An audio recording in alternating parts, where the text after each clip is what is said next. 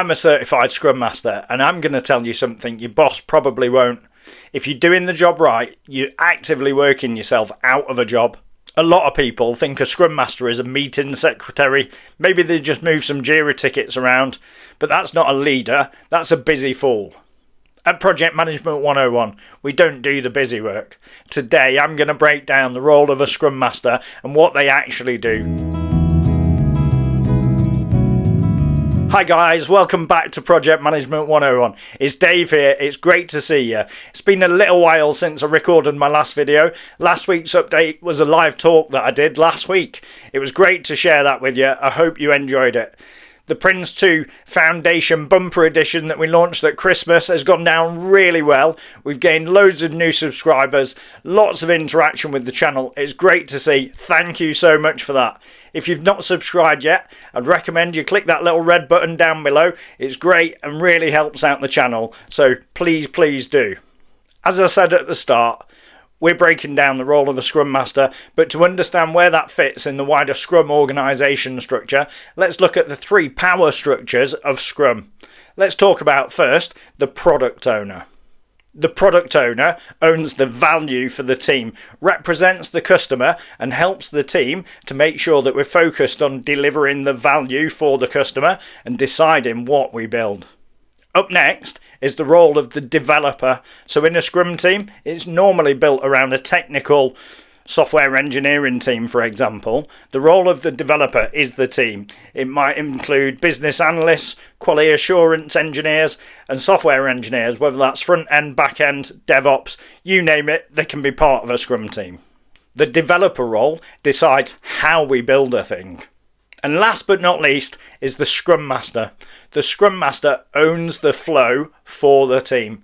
They're a servant leader role that supports the other team roles with facilitation and leadership to drive forward the best possible flow to ultimately drive the best possible value for the customer as early as possible in iterations. We describe those as sprints within Scrum. A great way to visualize this is if the product owner is the engine and the developers are the wheels, the Scrum Master is clearing the road ahead to make sure the car doesn't stop. So what does a typical day look like for a Scrum Master? Let's dive in there and we can touch on some of the ceremonies. Depending on the size of the sprint will depend on the frequency of the ceremonies, but one that's a constant throughout a sprint is the daily stand-up. The Scrum team's day starts here every day. It's a great way for the team to come together and update each other about the work that they've committed to deliver within the sprint to each other and to the product owner to come together and talk about that. That's not an update for the Scrum Master. It can be an update for the product owner, but the aim isn't to give an update.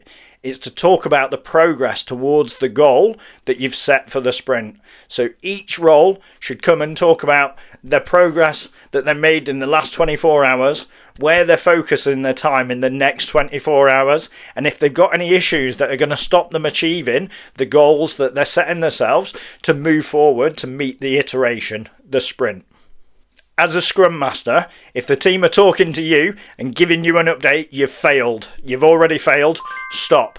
Think about how you can reset it. Think about how you can step back and go, how are you updating each other? It's not about me knowing as a Scrum Master unless it's an issue you need me to help with. I'm here to facilitate. The team are here to self-organise, to move forward their commitments to deliver in the sprint. So as I mentioned at the start of the day in the life section, let's talk about the different ceremonies. So some of the other ceremonies that you might see running a typical day, maybe sprint planning. This is where the team come together, including the product owner, the Scrum Master and the developers, to plan the next sprint. So this will be focused on the product backlog, which the product owner owns and defines, and is joined up with the developers so it can be iterated and understood not only from technical detail but customer detail, and ultimately to force alignment across the groups so we all know what we're building, we know why we're building it, we know why it's important and how it's prioritized. We're going to start with the most important things first. The product owner may say delivering value for the customer is priority number one, but the engineering team also bring to this party the technical priority, because we can't deliver to the customer if we haven't done the right technology foundations in the first place. So there should always be a level of prioritization that mixes not only the technical foundations but also the business priorities, and they come together nicely and form a single backlog. The Scrum Master is responsible for facilitating that, not only the meeting but ensuring that the backlog's ready for the squad to be able to do it, for facilitating the product owner in terms of making sure there's clear priority, and facilitating the software engineers, the quality assurance engineers, the DevOps engineers to engage with the session, to make sure everybody's voice is heard, and to ultimately make sure that everybody's clear about the plan and can make a commitment and formulate a sprint goal all together that everybody signs up to. Another meeting that you could run into as a Scrum Master within your day in the life would be the sprint demo or the sprint review. Once we've done planning and we've executed a couple of weeks of sprinting activity, as we come into the end, we meet each day and do our daily stand-ups that we've already described. We then take time to demonstrate the work that we've completed within the sprint back to the product owner. And the aim of this is to gather rapid feedback and make adaptations as we go into the next sprint. So at the point that we drop the value for the customer, either it's a demo or a prototype and we can learn from the customer really fast and then we can iterate that forward, or we can take feedback from the product owner to adjust it to make sure it lands better with a customer. Maybe there's some wider organizational impacts or customer impacts that we don't know about. The product owner will bring those to the table and share it in feedback as part of the sprint demo. And it's important here that we try and show shippable code wherever possible. And what I mean by shippable code is code that's ready to go. We can demonstrate it on a computer. If you haven't got that, that's fine. I could have just been building a database for a sprint. We can still show that. The practice and bringing the teams together is really important as you continue to iterate Scrum, just to get everybody comfortable with sharing in that way. It builds great community, it builds great culture, and it's really important for you and your teams to bond and grow and continually learn together, and it's a great way of doing it. I think another great ceremony to call out is the sprint retrospective. This is an internal team focused area of our ceremonies, and it's really about continuous improvement. In SAFe we might describe this as inspect and adapt. In Scrum though, this is the sprint retrospective.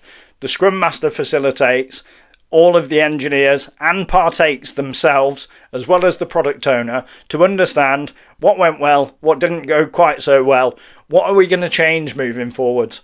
And it's really important as a Scrum Master that you don't let this one drop. This is your heartbeat of continuous improvement, and it's super, super important to make sure your team maximise their growth and continuous moving and learning and growing together, making small iterative changes to the processes, the way that they're working together, ultimately with the aim of growth. I think an important thing to say about the sprint retrospective is when you have pulled together a whole list of things that you want to change, don't try and fix everything at once. Focus on one thing out of every sprint retrospective, and that one thing until you've implemented a change, and then measure that change. Don't try putting 5 changes in because you won't know which ones worked. Do one at a time. If there's more issues that keep repeating as you go through retrospective after retrospective, it'll help you realise that you've got a bigger issue and try and focus in on that. And you can use problem solving workshops and different techniques to allow you to get that. We're not going to cover those in this video today, but we can cover those in future videos. And it's really important to say, on all of those meetings, as the Scrum Master, you're not there to do the talking, you're not there to drive it all, you're there to facilitate. The sheer definition of facilitate is to make easy. Lots of preparation early, make sure everybody else is prepped. Walk into a meeting prepared. Not only prepared, be aware that you may need to pull in different voices. Observe the room. Help Drive the energy and bring the energy yourself. The energy you set helps the team to lift up to that energy level. If you're really down, they'll be really down. Remember that you're the energy conductor. We talk about this a lot. It's really important with the Scrum team.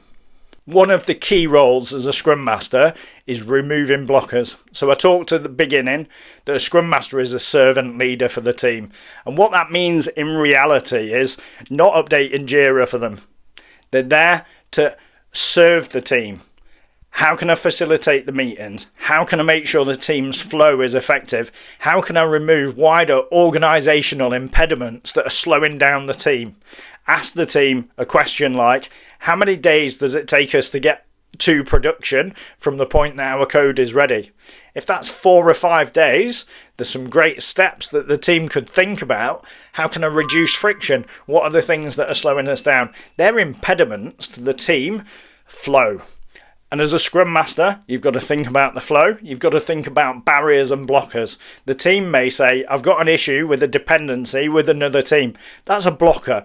It's the Scrum Master's role to pull the right people together, help solve that issue, escalate where necessary, and drive forward that outcome to keep the team on pace to meet their sprint goals. And it's so important for the Scrum Master to equally sign up to the goals and drive forward the blockers and the removal of the blockers to make sure that they don't slow you down. That's the whole point of the goal. We're all in it together. We're going to drive it forward together. This is how the Scrum Master earns their keep. So I mentioned, as we've been talking, self-organisation. It's a core principle within Scrum that teams are self-organising. And what that means is Scrum Masters will facilitate, but ultimately the teams are generally built on people that are experts in their own area and willing to work outside of those boundaries where possible. So we form this great unit of superstars in most occasions. And those guys coming together and being willing to work outside the boundaries and self-organising means once we've built the backlog, once we've set the direction, generally what we're aiming for is the team just to pull together around it. I've got 5 tickets that need doing. Who's doing them? Great. Okay. How are we going to do them? Does anybody need any help? Who's got a specialist skill? Can you focus on this ticket? Who's not so comfortable here but wants to learn? So we've got team growth. Great. Okay, can we pair on this piece? So that self-organisation, you might facilitate it as a Scrum Master, but you need to grow a culture in your team where they're facilitating as much as possible. As I said at the start, you're trying to do yourself out of a job.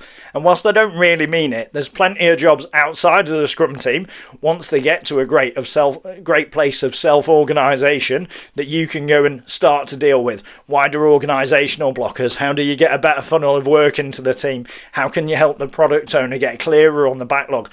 And so many more things. But getting the team to be self-organised is the first step of maturity that really drives forward great Scrum team behaviour and great self-organisation.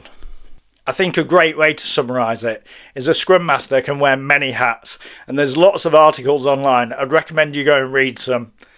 I think it's really important to know that the Scrum Master is there for the team. They're there in the tough times and the good times. They're not there for the glory. They're there to serve the team, lift up the team and grow the team as a leader.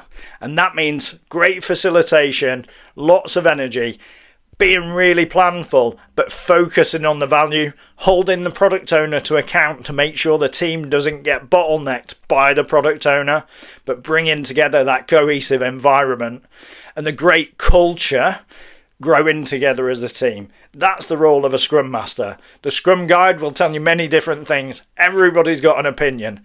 However, the truth of it is, it's the leadership skills, the leadership qualities, and the great behaviours that you bring to remove the blockers, facilitate great sessions, and ultimately do yourself out of a job. That will make you a great Scrum Master, as scary as that might be. Scrum is simple to learn, but it takes a steady aura to master. Ask yourself, are you a secretary for the team, or are you a leader?